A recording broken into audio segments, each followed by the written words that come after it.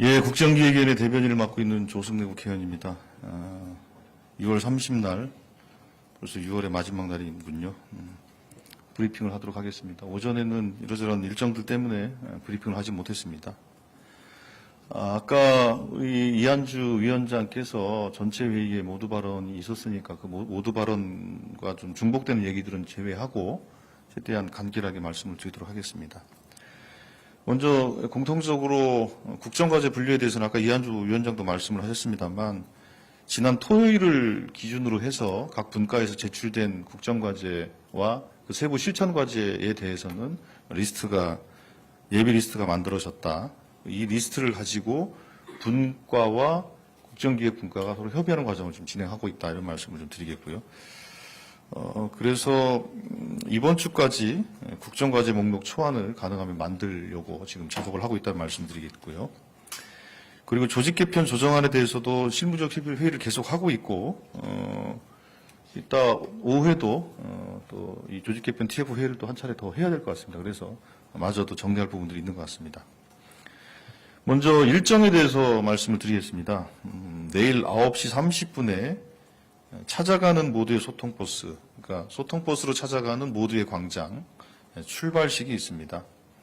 국정기획위원회 정문에서 이한주 위원장 등이 참여한 행사를 진행하게 됩니다. 먼저 강원권을 시작으로 해서 7월 2일 날 강릉, 7월 3일 날 춘천, 강원권을 시작으로 해서 호남, 경상, 충청권 이렇게 방문 계획을 세우고 있습니다. 그리고 오늘 운영위원회에서 결정된 사항들을 먼저 몇 가지 말씀드리겠습니다. 이미 앞서 말씀드린 것처럼 AITF를 구성하기로 했는데 AITF 팀장을 현재 경제 2분과에 계신 송경희 위원을 AITF 팀장으로 해서 활동하기로 했다는 말씀을 드리겠고요. 국가균형성장발전특별위원회는 박수현 국회의원을 위원장으로 하기로 결정을 해서 오늘 아까 또 전체 회의부터 참석을 했습니다. 그리고 아마 오늘부터 전체 회의를 시작을 통해서 본격적인 활동에 들어가게 됐고요. 그리고 국민주권위원회는 심필균 위원, 이분 과거에 청와대에서도 근무했었고 다양한 그 경력을 갖고 계신 분이십니다. 심필균 위원과 제가 공동위원장으로 같이 활동을 하기로 했다는 말씀드리겠습니다. 이 정도 아까 운영위원회에서 결정된 사항들에 대해서 말씀드리겠고요.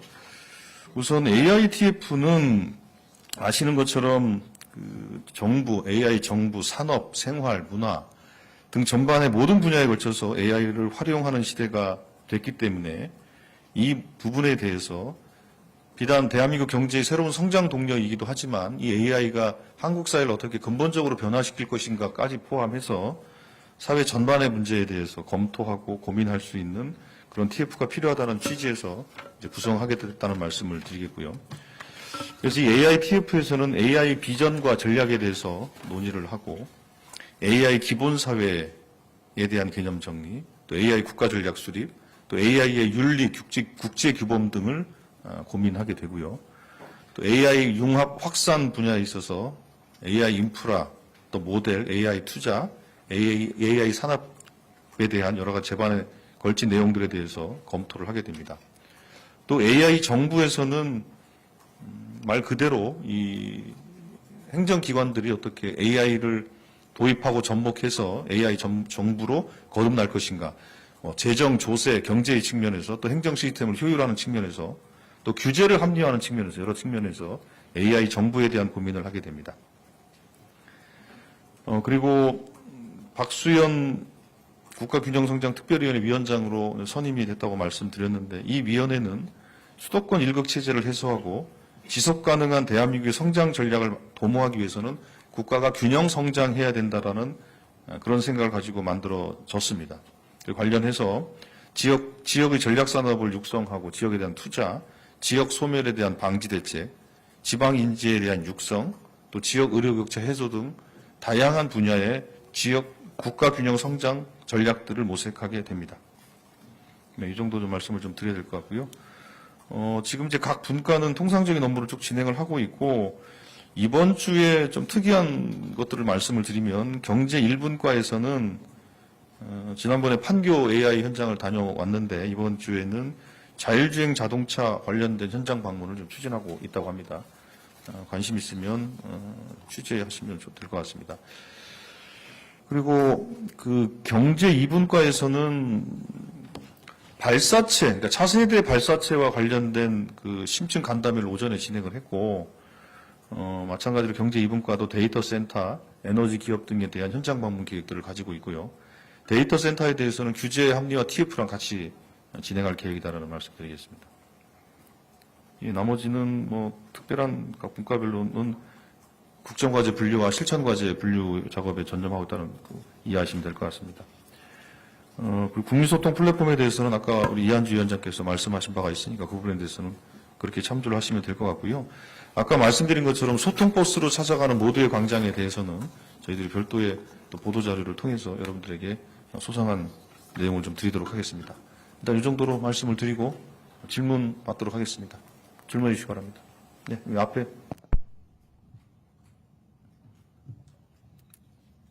네, 동아일보 조응현 기자입니다. 조직 개편 TF 어제 좀 회의했다고 이번 주 좀 초안 나올 수도 있다라는 얘기가 있는데 혹시 뭐 이번 주 중에 관련한 어떤 브리핑 계획이 있으신지 우선 궁금하고요. 오늘 그 문화일보 보도를 보니까 기재부 예산 기능이 뭐 대통령실이 아니라 국무총실로 가고 뭐 3가지 안 정도를 고민하고 있다. 뭐 이런 보도가 있던데 어느 정도 확인해 주실 수 있는지 궁금합니다. 예. 먼저 브리핑 계획은 우리가 초안 정도로 정리가 됐을 때 브리핑을 하거나 설명을 하거나 하는 것이 가능할 것 같고요. 이 부분은 당연히 그 대통령실과 협의를 해야 됩니다. 협의 없이 그 어떤 내용들을 브리핑할 수는 없다는 거고, 대통령실과 협의하고 대통령께 보고가 돼서 최종적으로 결정이 되어야 설명이 가능한 부분입니다. 그렇지 않으면 하나의 안에 불과하기 때문에 아까 이한주 위원장도 설명한 것처럼 그게 만약에 흘러다닐 경우에 발생할 수 있는 혼란, 또 공직사회 동요 이런 것들이 있기 때문에 그 부분들에 대해서는 제대로 정리되지 않는 한 설명드리기 어렵다는 점을 다시 한번 말씀을 좀 드리겠고요. 그리고 문화일보 보도와 관련해서는 아직 뭐 기재부 문제에 대해서 결론 난 바는 없다. 그러나 당연히 이제 대통령의 공약이 예산 기능을 분리하는 것이었기 때문에 분리해서 어떻게 할 것인가에 관련된 논의를 하고 있는 상황이고, 그 또한 마찬가지로 여러 가지 안들이 있을 수 있습니다만 아직 결정된 것은 없고, 대통령실이나 대통령께 보고 드리면서 그 안이 구체화되고 확정되는 과정을 거쳐야 될 것 같습니다. 예. 다음 질문 받겠습니다. 예, 저 중간에. 네, 국제신문 조원호 기자라고 합니다. 오늘 그 균형 성장 특위의 위원장이 박수현 의원으로 내정됐다고 들었는데, 그럼 오늘부터 특위 활동이 시작된 거라고 보면 될까요? 예, 제가 아까 말씀드린 것처럼 일단 균형 성장 특위 위원들이 위원장을 포함해서 위원들이 기획위원, 전문위원, 자문위원으로 대략 구성이 좀 돼 있습니다. 그분들이 아마 그 상견례 자리를 조금 전에 갖는 것 같더라고요. 예. 그럼 총 몇 명 정도 구성이 되는? 뭐 대략 한 20여 명 정도 되는 것 같습니다. 예. 예, 다음 앞에 맨 앞에. 예.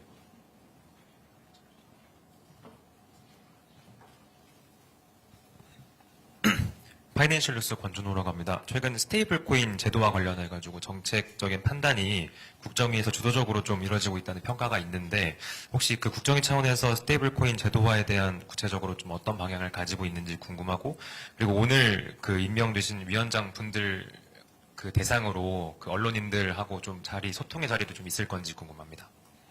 예, 스테이블 코인에 대해서는 뭐 국정기획위원회 경제 1분과에서 관련된 내용들에 대한 고민을 하고 있는 것 같고요. 관련해서 아까 어느 정도 분과장께서 그 내용에 대해서 경제 1분과에서 이제 고민을 하고 있다라는 정도의 언급이 있었고요. 구체적인 고민의 방향이나 뭐 현재 어느 정도 단계의 그 분과 내 합의가 있었다든지 그런 것은 아직 조금 좀 이른 것 같고요.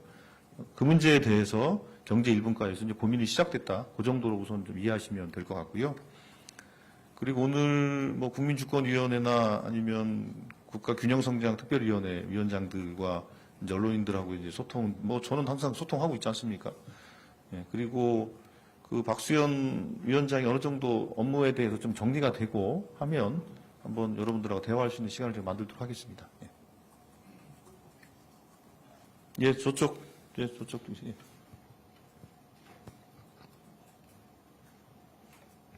네, MBN 이승민입니다.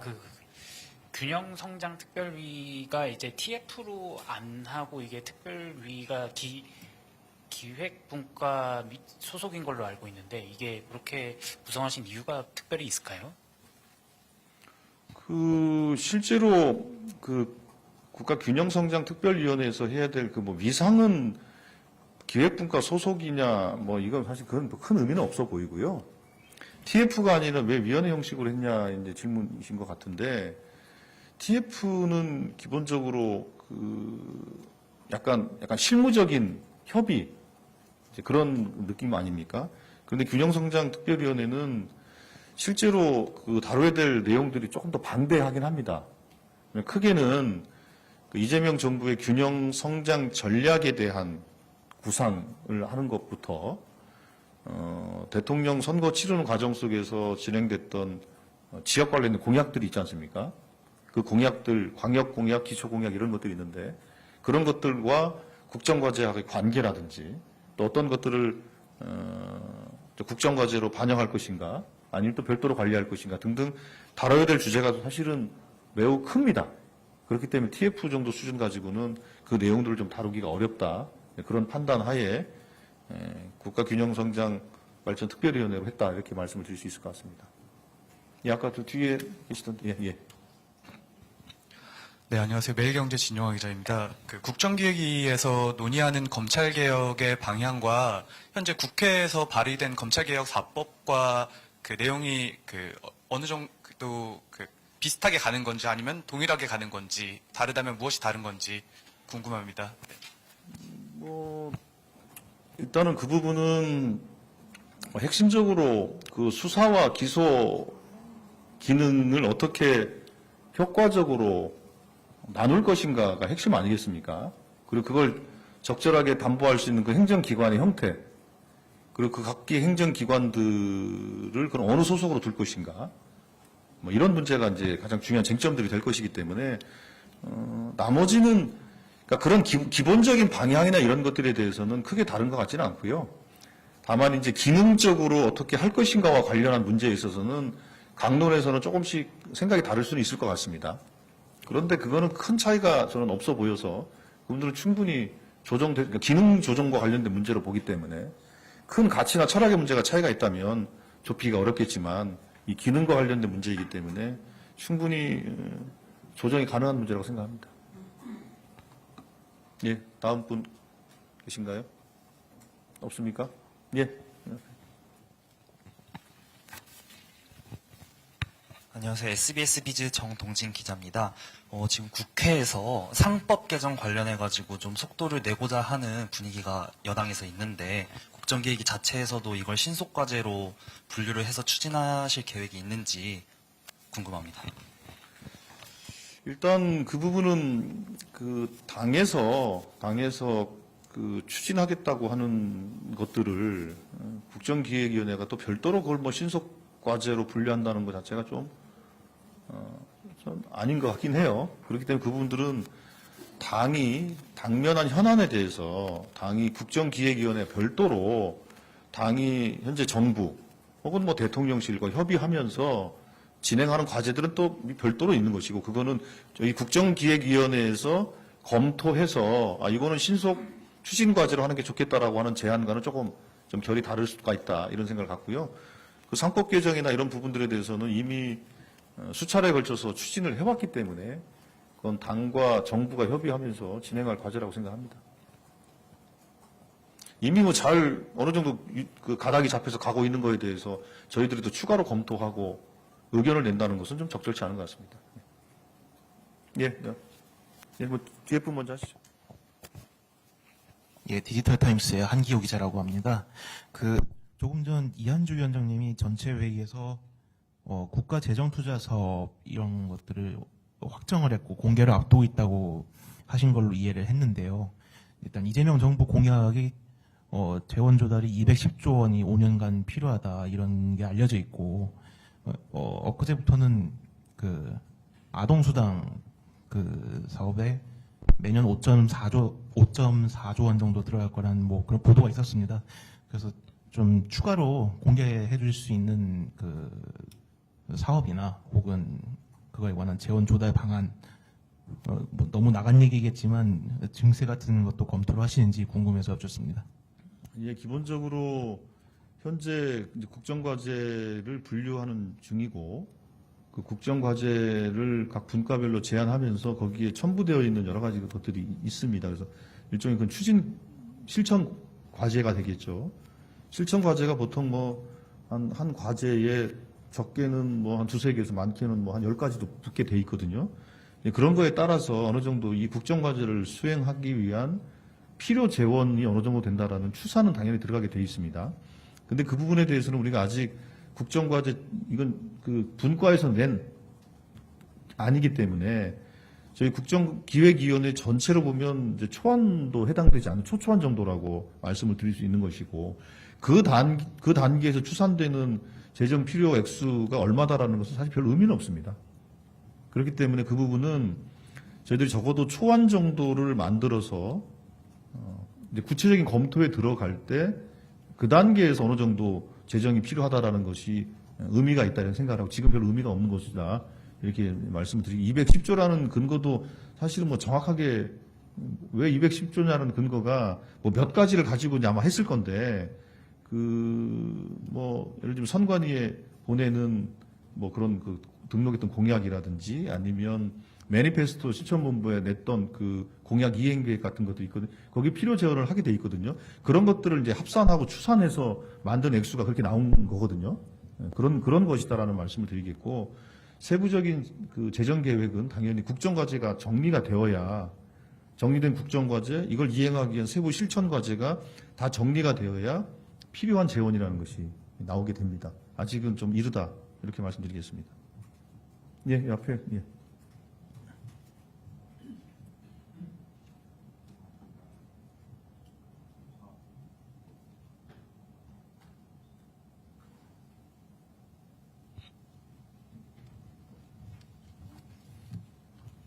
건전지가 다 나간 모양이네. 예, 고생 많으십니다. 채널의 이준성 기자입니다. 아까 나온 질문이긴 한데 그 기재부 예산 편성권 관련해서 그 결론난 바 없다고 말씀 주셨는데 그 보도처럼 대통령실 산하에 두지 않기로는 좀 결론이 난 건지 아니면 뭐 그것까지 포함해서 다 결론이 안 나고 좀 다 검토하고 계신 건지 궁금합니다. 일단은 그 제가 뭐 계속 반복돼서 드리는 말씀입니다만 그 대통령실과 협의하고 대통령께 보고되지 않는 모든 안은 다 그냥 아닙니다. 말 그대로 그러니까 잠정 아닐 뿐이고 최종적으로 보고되고 검토돼서 되는 것이 결정된 안이기 때문에 결정되지 않은 안은 뭐 그거는 배제되고 이거는 뭐 포함되고 이렇게 말씀드릴 수 있는 성질의 것은 아니다. 이렇게 말씀을 드릴 수밖에 없고요. 그런데 어쨌든 우리가 고민하는 것은 어쨌든 이제 예산 기능을 분리하는 것이 오히려 현재 상황에서는 예산의 효율적 편성과 또 기획과 편성 그리고 평가 라는 측면에서 훨씬 더 효율적이다라는 거 하나와 두 번째로는 그 기재부가 갖는 너무 이 거대한 부처로서의 이 문제점들이 있으니까 그러니까 뭐 부처 위에 부처로 군림했던 이런 여러 가지 폐해나 문제점들을 어떻게 극복할 것인가의 문제에 대해서 예산 기능을 좀 나누는 게 좋겠다라는 방향을 정한 거 아니겠습니까? 이 방향이 어떻게 그 셋업을 하는 것이 효과적일 것인가에 대해서 계속 저희들이 여러 가지 안을 가지고 고민을 하고 있는 중이고 이런 안을 가지고 이제 대통령실과 협의하고 대통령께 보고 드렸을 때 최종적으로 결론이 나야 그게 결론이 난 아닌 것이지 지금 단계에서는 이렇다 저렇다 뭐 의견은 있을 수 있고 또 소문은 있을 수 있지만 결정된 것은 없다 이렇게 말씀드릴 수밖에 없습니다. 예, 저 끝에 예.